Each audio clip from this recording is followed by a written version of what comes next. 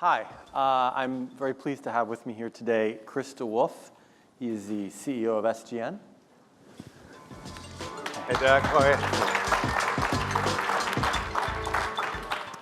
So we're going to talk about mobile games, and Chris has a very successful game in the App Store today, Cookie Jam, which is the top 15 grossing game, which means it's making a lot of money.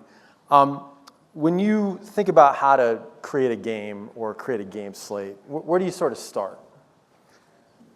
So I think you have to start with your employees. You have to have people that are passionate about a certain genre of games.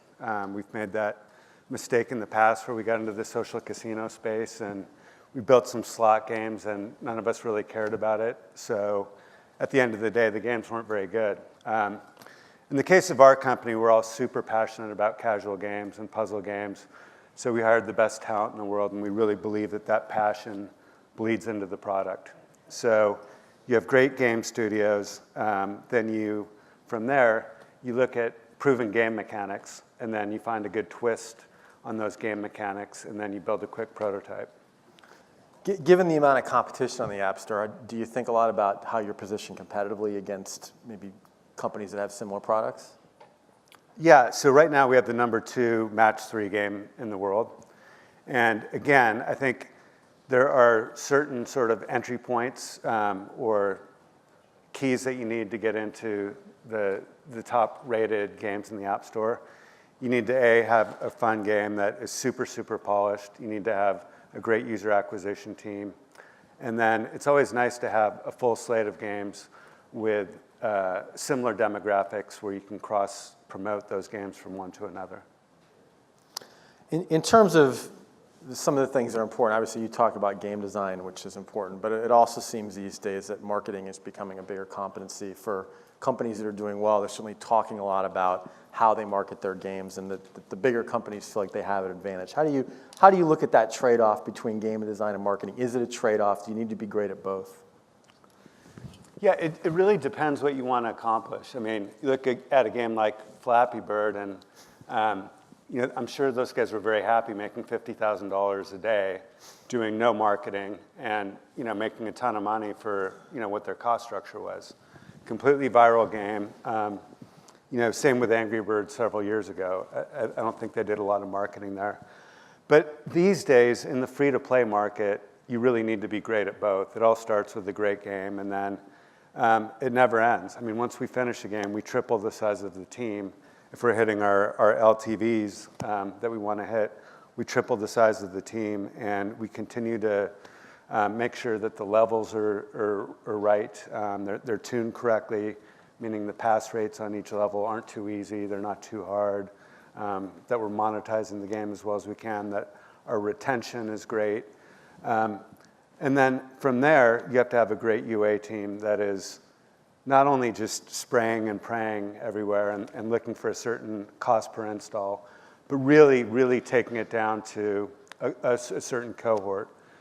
So I know that females that have played a game in Australia are going to make me $6 if I acquire them on Facebook. But a 14-year-old that's never spent in Minnesota may be worth 50 cents.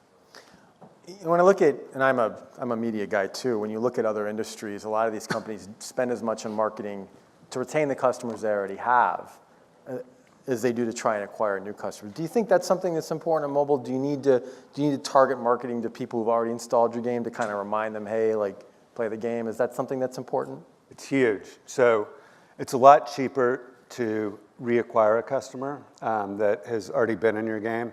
And so there's obviously you have a lot of data as a game developer. So if there's users out there that have been through 100 levels of your game and you have 500 levels, you'll pay a lot more to get those guys back. And certain acquisition platforms like Facebook allow you to do that. RTB platforms allow you to do that as well. So it's definitely a big part of our marketing strategy. How about cross-marketing between your games? Is there anything about that that's unique or opportunities there? Yeah, it's interesting because I see some companies that have mid-core games for males, hardcore games, casino games for females, puzzle games, And they don't all cross-promote very well. So what we try and do is we try and stick with a very similar demographic and a similar kind of gameplay mode. So that's usually in the puzzle game type of genre where if someone likes to play a bubble popper game, they'll want to play a match 3 game. So because of that, we have very high conversion rates, and it decreases our overall lifetime value. One of the things that seems to have been happening over the last couple of years is that a lot of the big games we're seeing come right out of the gate very strong. We saw it this summer with the Kim Kardashian game was a top 5 game within a week. Do you think it's still possible to have a big viral hit that develops over time? Or is it kind of important to be strong right out of the gate? I actually don't think it's that important to be that really strong right out of the gate. Cookie Jam, for example, again, one of the top 15 grossing games in the world. It's on every platform. Has been building kind of 30% every month over the last 9 months. And I think the one thing that you do see is once a game gets into popular culture, you'll see a hockey stick. Mm-hmm. And that comes from a certain word of mouth and entering the zeitgeist of people actually talking about the game and seeing it on TV and Kim tweeting it out and sort of getting hit from every side. And so from that perspective, if you can get a game into the zeitgeist, I think you can see like an increased K factor, increased virality that can be really important. Is that something you can plan for, or does it just sort of happen? I think you can, well, it usually just sort of happens. So, but I think there's certain levers that you can push to make it happen sooner. So for example, may seem super counterintuitive, but we're launching a TV campaign for Cookie Jam. In Japan, if you look at the game companies there, about 80% of their marketing dollars are going towards television. And so if you're hitting people from television, from Facebook, from viral videos, from all different kinds of marketing, it can help you get into the popular zeitgeist a lot sooner and hit that hockey stick. I think another trend that you're seeing out there is you're seeing a trend of intellectual property getting integrated into games. So you mentioned the Kardashians. That's an intellectual property game. A lot of the Kabam games are. The next game that we're launching, which we haven't announced yet, that's going to be coming out next month, is based on a film from Fox. And that gives you a lot of lift as well because you can sort of draft off of their marketing. It's interesting you mentioned that because as a guy who's covered the console space for a long time, that used to be a big part of the console business, and it's essentially gone away entirely as people have really flocked towards higher quality original intellectual property. Do you think mobile will sort of follow a similar curve, or do you think there are things about mobile that make it a more fertile ground for drafting off other people's IP? Well, I think it's interesting right now because if you see established IP out there and you have 500,000 games to choose from, your download rates or your conversion rates for established intellectual property is going to be a lot higher. So that's going to decrease your cost per install rates right there because you're going to have higher conversions. Not to mention all the additional TV and the talent that's out there talking about your game. So you just have to weigh that against the extra percentage that you're paying to get that intellectual property. So you're kind of looking at that as maybe half of your marketing budget. Do you think it's fair to say that rented IP can help make a good game better, but it can't save a bad game? That is a good question because I think there's a few bad games that are out there that are actually doing quite well on the charts that are IP-based, but from really, really big IP. Yeah.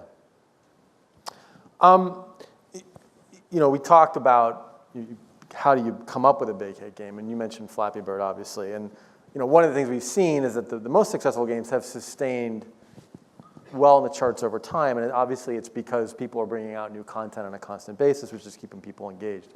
How big of a team do you need to have to sustain a game in the top 20 over a longer period of time? And what's kind of the optimum cadence for new content launches? It's a great question because we've kind of studied all the different companies out there and everyone has a different take on it. But the one thing that we do know is that the game only begins once you launch it. And from our perspective, for Cookie Jam, for example, we've tripled the size of the team, within a 3-month period of time. So we have usually very small teams that build the games over, an 8 to 9 month period of time. And then we see how well the game does, and we usually know, within a month before a launch that whether or not it's going to be a big game, and we start hiring very quickly with the idea that we're going to have new content coming out at least every 2 weeks. Is it fair to say that your best monetizers are also the people who chew through the content the most quickly?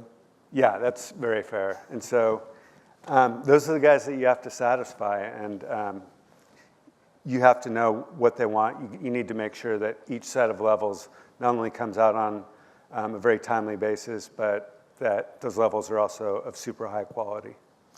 How important are the non-monetizers to your business? I mean, are they important in the sense that they broaden out the network of the game and maybe the virality? Do you pay a lot of attention to what they're doing? Yeah, so I think there's different ways of looking at that. I think the way our company looks at it is there's probably 3% of our users make up 95% of our revenue. Yep. And we could say, okay, let's crush the other 97% with ads. And we just don't believe in that. We don't run any ads in our games because we believe that the bigger our game is, the bigger the word of mouth, the more fun it will be. People will be playing it with their friends. They'll be talking about it with their friends.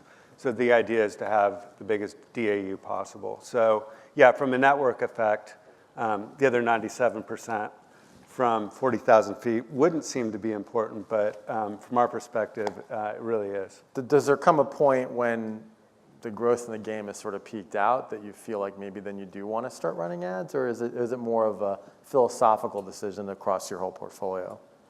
I'll let you know in about 6 months or 9 months, but I think we're going to stick with the no ad policy for a while. It's the virtual goods free-to-play model has worked out very well for us, and we're just in the process of building the biggest DAU we can. Okay. Let's talk about around the world. I mean, there's a lot of focus on China right now as a potential opportunity. Our experience across multiple forms of media is it's very hard for Western companies to make much of a foothold in China. How are you thinking about it from the mobile gaming side? Where do you think the opportunities are? So definitely if you look at Asia, China, you look at Japan, the Japan market is now bigger than the US market, as most of us know. And then you have Korea. And so you have the Kakao Messenger service, which dominates Korea in a pretty big way. So you sort of have to do a deal with them. There's a few other great partners in Korea. Japan is a little bit more like the US in that there's only 2 app stores. And so if you get really good translation, really good localization, I think you can have a good chance at making some good money in Japan. In China, from our perspective, you definitely need a publisher because there are literally like 11 or 12 app stores, and there are new stores opening up every day. And for all of us that have had to install multiple SDKs in every game, it's just like it's brain damage. So I don't think anyone really wants to do that. And at the end of the day, when we make our decision, we look at it more from a publishing perspective in China, where we want a really great partner that's going to support our game, and then make sure that that game is in all of the different app stores. Do you think do genres that work here generally work in Asia, or are there differences in terms of the cultural affinity for different types of games? I mean, I think it's a great question. I think historically it's been really difficult. US brands have typically not done well in China and Japan. You look at social networking, messaging, even search, at least in China. Japan, Yahoo's still doing, I think they're still the #1 search company. But if you look at games, like mobile games in particular, both Supercell and King are doing quite well in China and Japan, or Japan for sure. Mm-hmm. So what's next for SGN? Where do you go from here now that you have a big top 15 app? So there's more games coming. I think the idea in this space is really not to have too much concentration in one product or in one geographical area or on one platform. We also saw a lot of companies get crushed when they were all on the Facebook platform, and then Facebook basically cut out the virality, and a lot of those companies weren't ready for mobile. So definitely to be platform agnostic, to have our revenue spread out over four or five games in the top 50, and to continue to grow.